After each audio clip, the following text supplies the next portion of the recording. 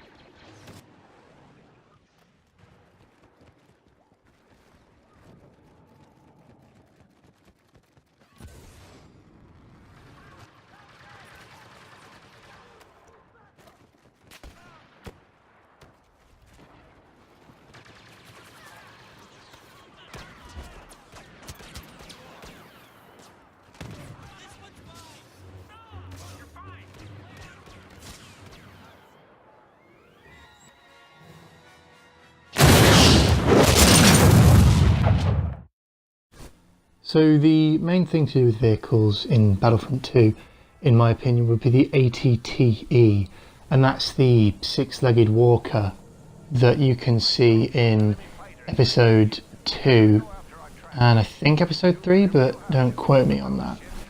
And the main reason for that is, in Battlefront 1, you've got Walker Assault, and in Battlefront 2, you could have, you know, a Republic version of Walker Assault, so the good guys are actually defending the Walker for once. I think it would be a cool idea.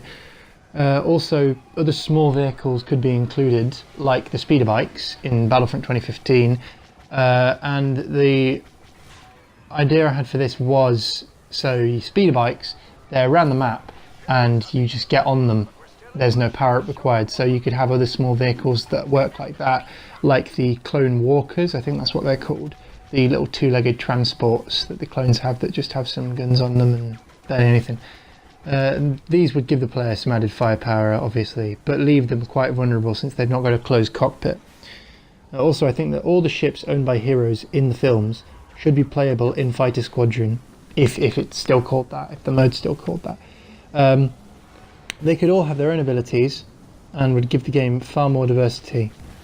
And a hero I forgot to mention actually in the other bit was Poe Dameron, whose X-Wing is available in the alpha version of the game, and also Jango Fett, who I'm not sure is in the alpha version, but he could be obviously piloting the Slave One, which has seismic charges, which is as seen in Attack of the Clones. So it would be nice to have some heroes focused on offensive tactics, and some buffing like nearby friendly fighters.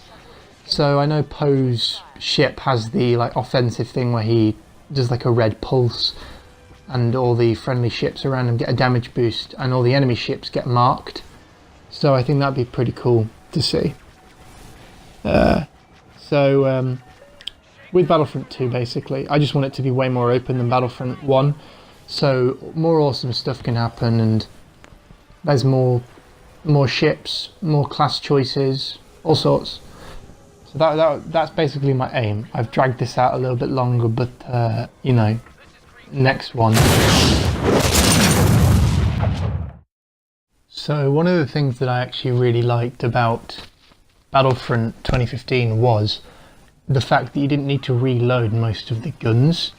They just overheated, and you could actually stop them from overheating just by, you know, not firing or doing a cooling flush.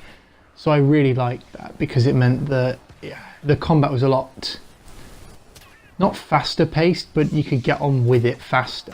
So you didn't need to constantly take time to reload. So it made it a bit less realistic, but you know, it's Star Wars. What can you say? So the class system, there's, you know, standard stuff. There's an assault class. There's a heavy class, an officer class, a specialist class. There's probably more. I'm just looking on some website right now that's just showing me all the class types that have been confirmed so far.